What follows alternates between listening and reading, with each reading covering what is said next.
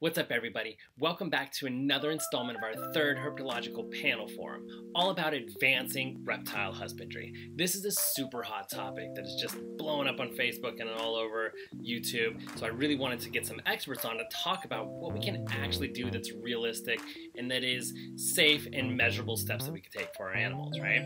So if you didn't catch the full video, it's really awesome. It's like an hour and a half long, but check it out up here. I think it's really worth the watch. So if you have time, sit back and watch it. If you don't, this video is going to be quick. We just talk about some commonly asked questions. We're going to talk about anthropomorphizing our animals. When we talk about are reptiles intelligent, right? And what can we teach them? What can they learn? How do they get to know us? And what benefit is all that, right? So there's a really cool link that one of our viewers sent me that is in the description of this video. I'm also going to put links to the Reptiles blog and the breeders and zoologists that we had on the panel, their websites as well, so you get a chance to see all those. But really commonly asked questions, some myths about caging size as well, so you guys should check it out. This one's a quick video. If you like it, go ahead and hit that like button, hit that subscribe button. It really helps the channel and what we're trying to do for promoting animal husbandry. So enjoy. I'm going to just throw out a few relatively common sayings, some total myths, some have some merit, but just sort of tell me what you think. So the first one for you, Mariah: reptiles don't have feelings or emotions. They're simple-minded animals, and as long as their basic needs are met, they're thriving. Yeah, I recently wrote a blog post on this at the beginning of the year about anthropomorphism in the hobby and its positives and negatives. It's something we really don't know much about, which is really interesting. A couple of years ago, I would have said, no, they don't have emotions, they don't have feelings, they don't think on the same level as humans do. Absolutely not. It doesn't matter. They're not intelligent. They're just base creatures. But the intelligence does vary, you know, from species to species. Now it's just gotten muddier. I think they do feel on a certain level. Certainly, it's not likely to be as complex as with humans or even animals such as dogs or horses or possibly even birds. It seems that intelligence is probably correlated with a social nature, but that I'm not an expert on that. Lori Tarini actually recently mentioned in one of her, I think it was her interview with the Animals at Home podcast, that snakes have a form of, it's not, I feel like she said oxytocin, some kind of love hormone that I wasn't expecting, or more than just your average dopamine pathway, saying that they've got this capacity, so there's more in their little brain than we think. And when you've got people saying, well, jumping spiders have one neuron, but look at what they can do. A friend of mine is doing his PhD on them. It makes you wonder. So I like to approach it as assume that they're more intelligent and sentient than the average, which is not, and treat them accordingly. Awesome.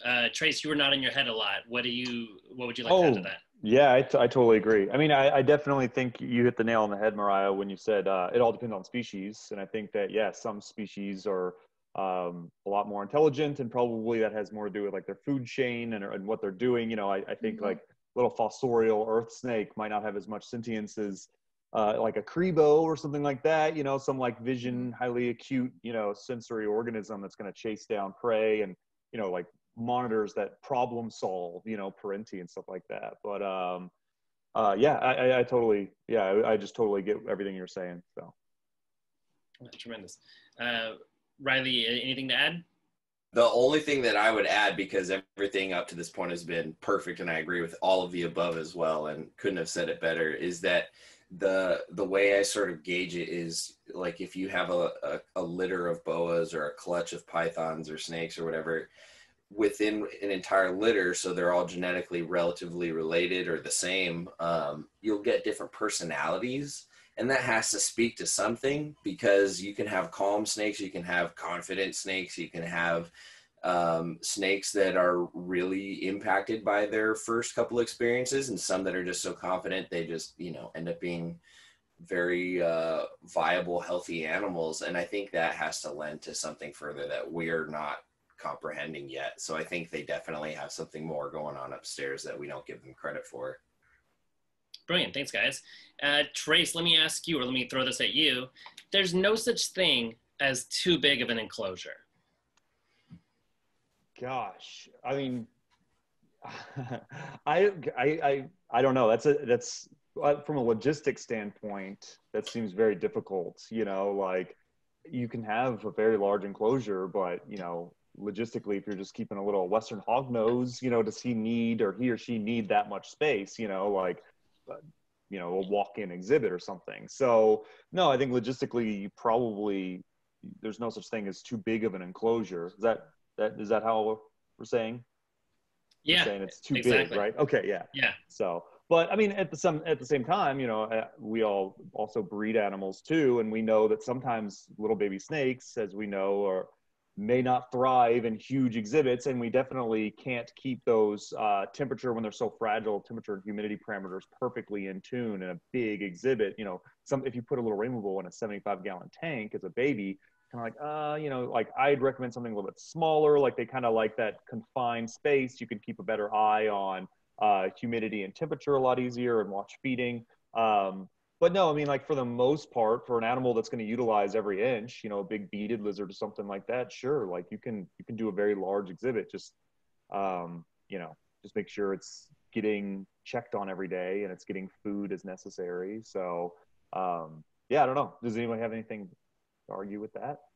Well, to use a commonly used phrase, it's not the size, but what you do with it.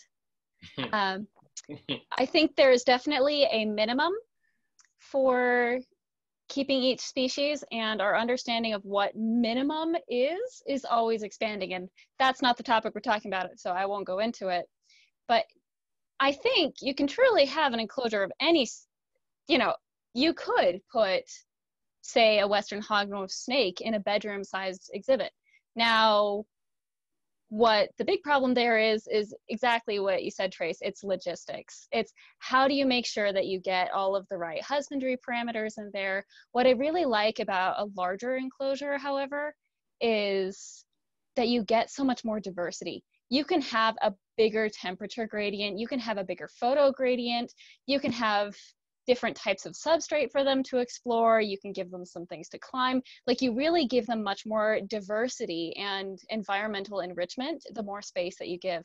And as I've been learning how to design reptile enclosures, I have really found that space is one of the biggest considerations that I have to keep in mind.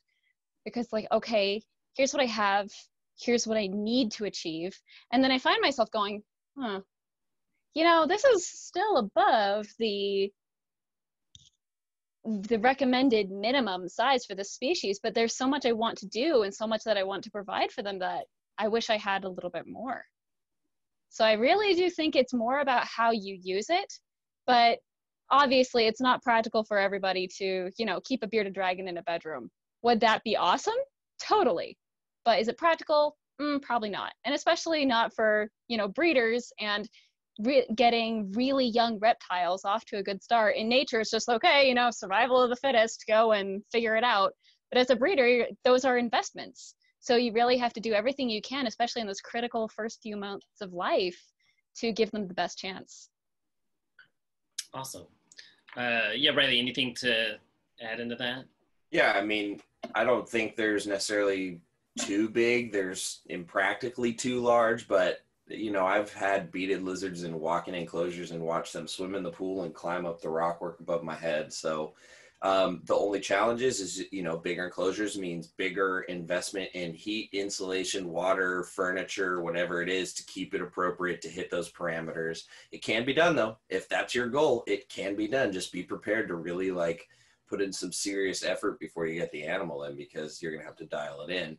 Now, that being said, with babies, if I were to take a hatchling carpet python and put it in a, you know, a 6-foot enclosure, 4 foot tall or something, it would like lose its mind. It would be terrified. It would not eat, you know, like I would really have to fill that with tons of clutter. And even then it probably would still freak out. And I've got animals that once established, I've upgraded them appropriately. And as soon as I do, they go off food and they freak out, and I put them back in the way too small enclosure and they go right back to like doing all right. So it does depend on the individual, but otherwise I don't think you can necessarily go too big.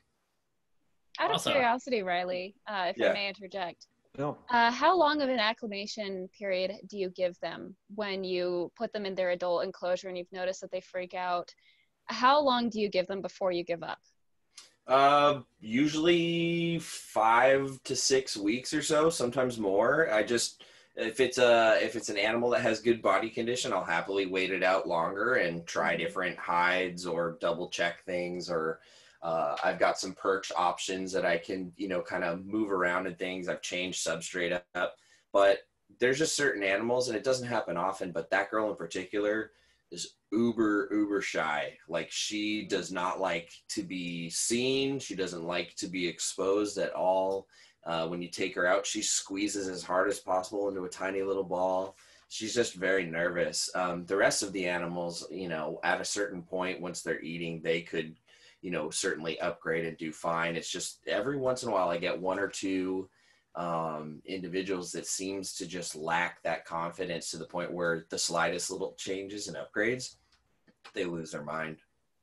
Interesting. Yeah, my ball python, I rearranged her enclosure, did a full strip down. I want to say it was near the beginning of this year, and it took her several months to start acting again. It was ridiculous. Unfortunately, she had good body condition, and now, as you saw earlier, she's doing phenomenal. But I do wonder, I think I know the snake you're talking about, and I wonder if she'd be a really good candidate for Lori's training, or not Lori's training process or the Reptiligence training program. It would be super interesting if you ever wanted to try that.